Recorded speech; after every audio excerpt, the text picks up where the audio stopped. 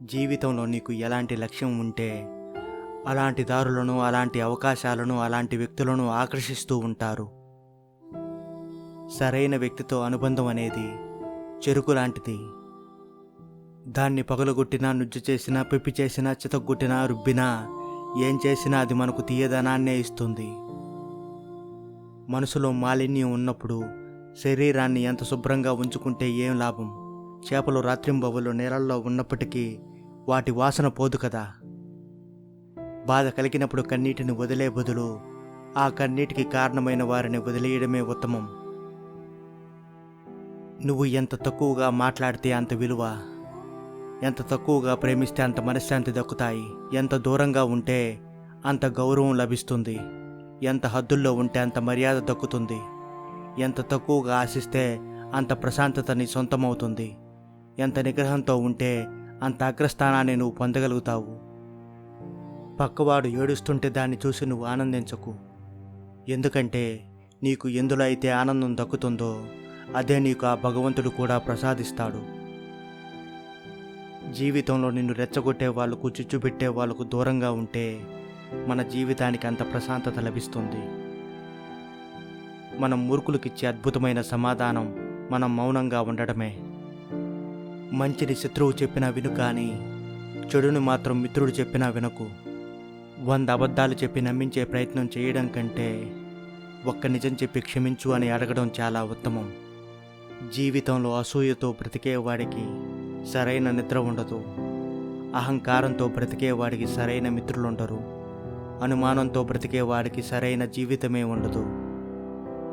1000 మంది వీరులను సంహరించే వాడికన్నా తన మనసును తను జయించిన వాడే వీరుడు. శాంతంగా ఉన్నవారే జీవితంలో దేన్నైనా సాధించగలరు.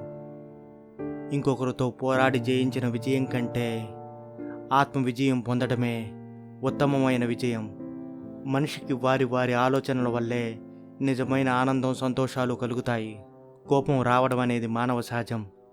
అయితే దాన్ని ఎప్పుడు, ఎవరి మీద, ఎక్కడ చూపించాలనేదే విజ్ఞత. మనస్సు అనేది నీ అదుపులో ఉంటే నువ్వు అడవిలో ఉన్న ఆనందాన్ని పొందగలవు. నీ చేతిలో ఉన్న కాలాన్ని దుర్వినియోగం చేసుకోవడం అంటే నిన్ను నువ్వు నిలువు దోపిడీ చేసుకోవడమే. ఈ లోకంలో ఏదీ శాశ్వతం కాదు.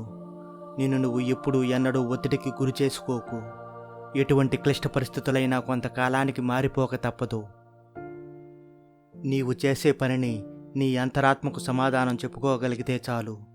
అందరికీ నచ్చేట్లు పనిచేయాలంటే దానికి నీ జీవితకాలం సరిపోదు. నీకు 1000 విషయాలు తెలిసినా కూడా ఒక విషయమే తెలిసిన వాణ్ణి కూడా అడిగి తెలుసుకో. జీవితంలో మన సమస్యలకు 2 కారణాలు. దేన్ని గుర్తుంచుకోవాలో దాన్ని మర్చిపోవడం, దేన్ని మర్చిపోవాలో దాన్ని గుర్తుపెట్టుకుని ఉండడం. ప్రవర్తన అనేది అద్దం లాంటిది. ప్రతి మనిషి యొక్క ప్రతిబింబం దానిలో కనిపిస్తుంది. ఒక్కసారి నోరు జారిన మాట, చేయి జారిన అవకాశం, ఎగిరిపోయిన పక్షి, గడిచిపోయిన కాలం ఎప్పటికీ ఎన్నటికీ తిరిగి రావు. మనిషికి మరణం ఒక్కసారి మాత్రమే వస్తుంది, కానీ మనసుకు మరణం తప్పు చేసిన ప్రతిసారి వస్తుంది. అర్థం చేసుకునే మనసు, క్షమించే గుణం, చేతులు కలిపే స్నేహం, ఓదార్చే హృదయం, ఇవే మన జీవితానికి నిజమైన ఆస్తిపాస్తులు. ప్రతి ఒక్కరిలోనూ మంచి చెడు 2 ఉంటాయి. అయితే మనం ఎదుటి వారిలో మంచినే చూడాలి. మౌనం మనిషికి ఏం చేయాలో, ఏం చేయకూడదో మంచి గురువులా బోధిస్తుంది.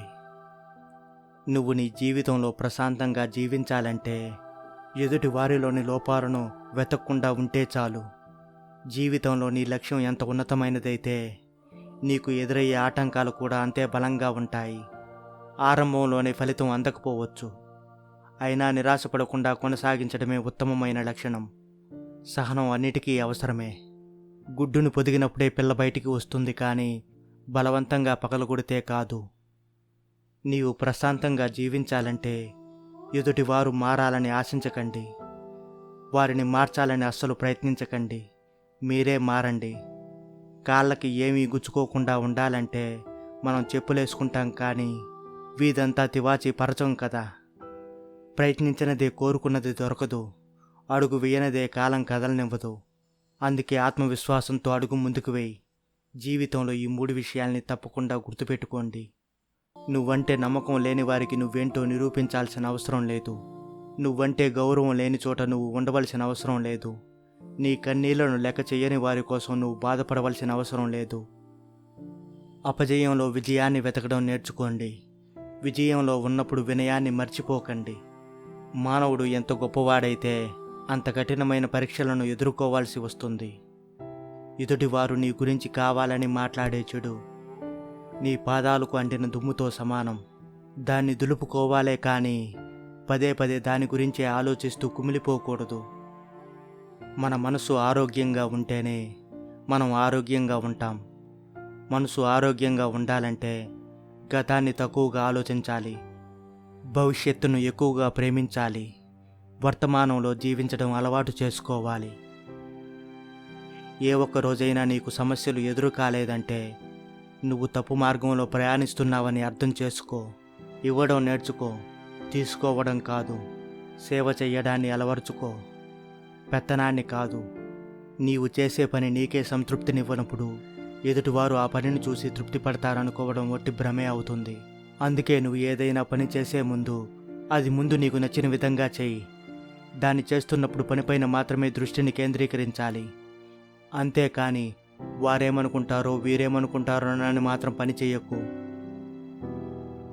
వెనక్కి వెళ్ళి గతాన్ని మార్చలేకపోవచ్చు, కానీ ముందుకు వెళ్ళి మన భవిష్యత్తును మాత్రం ఖచ్చితంగా మార్చుకోవచ్చు. అది నీ చేతిలో ఉందన్న విషయాన్ని నువ్వు మర్చిపోకు.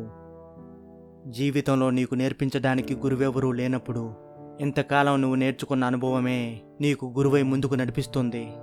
జీవితంలో నువ్వు ఓడిపోయినప్పటికీ గెలిచినప్పటికీ నిన్నుగా నిలబెట్టేది మాత్రం నీ వ్యక్తిత్వమే. మన శక్తి కన్నా సహనం చాలాసార్లు మంచి ఫలితాన్ని ఇస్తుంది. అవసరం ఉన్నంత మేరకే ఆలోచన చేస్తే, దానిని ఒక అలవాటుగా మార్చుకుంటే మనసుకు విశ్రాంతి, మనిషికి శాంతి లభిస్తాయి. ఒక సమస్య వెనుక దానికి పరిష్కారం, దుఃఖం వెనుక సుఖం, ప్రతి కష్టం వెనుక ఒక అవకాశం ఎప్పుడూ తప్పకుండా ఉంటాయి.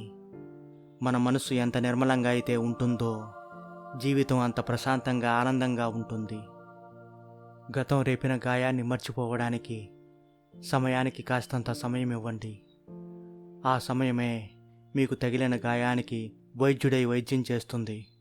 అనవసరంగా కోపాన్ని కలిగి ఉండటం అంటే ఎదుటివారు చావాలని మనం విషం త్రాగడం లాంటిది.